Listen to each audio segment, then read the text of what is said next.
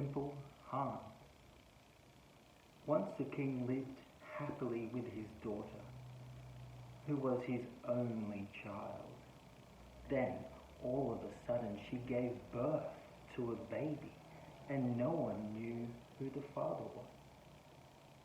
For a long time, the king did not know what to do. At last, he ordered the princess to take the child and go to the church. There, a lemon was to be given to the child, who was to offer it to anyone around him. And that man was to be the child's father and the princess's husband. Everything was arranged accordingly, and the king also gave orders to allow only highborn people into the church. However, there was a little crooked hunchback living in the city who was not particularly smart and was therefore called Simple Hans. He managed to push his way into the church among the others without being noticed. And when the child offered the lemon, he handed it to Simple Hans. The princess was mortified, and the king was so upset that he had his daughter, the child, and Simple Hans stuck into a barrel, which was put into the sea. The barrel soon floated off, and when they were alone on the sea, the princess groaned and said, "You nasty, impudent hunchback. You're to blame for my misfortune. Why did you force your way into the church? My child's of no concern to you." "That's not true," said Simple Hans. "He does concern me, because I once made a wish that you would have a child, and whatever I wish comes true." "Well, if that's the case, wish us something to eat."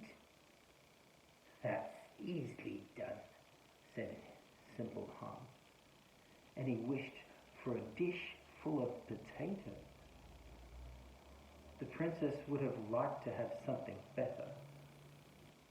Nevertheless, she was so hungry that she helped him eat the potatoes, and after they had stilled their hunger, Simple Hans said, "Now I'll wish us a beautiful ship."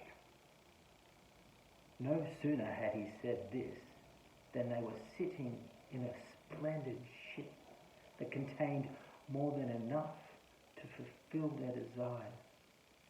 The helmsman guided the ship straight toward land, and when they went ashore, Simple Hans said, "Now I want a castle over there." Suddenly, there was a magnificent castle standing there, along with servants dressed in gold. They led the princess and her child inside, and when they were in the middle of the main hall, Simple Hans said, "Now I wish to be young and clever prince." His hunchback disappeared at once. He was handsome, upright, and kind. Indeed, the princess took such a great liking to him, and she became his wife. For a long time they lived happily together, and then one day the old king went out riding, lost his way, and arrived at their castle. He was puzzled because he had never seen it before, and decided to go inside. The princess recognized her father immediately, but he did not recognize her, for he thought she had drowned in the sea a long time ago. She treated him with a great deal of hospitality, And when he was about to return home, she secretly slipped a golden cup inside his pocket. After he had ridden off, she sent a pair of knights after him. They were ordered to stop him and search him to see if he had stolen the golden cup. When they found it in his pocket, they brought him back. He swore to the princess that he had not stolen it and did not know how it had got into his pocket.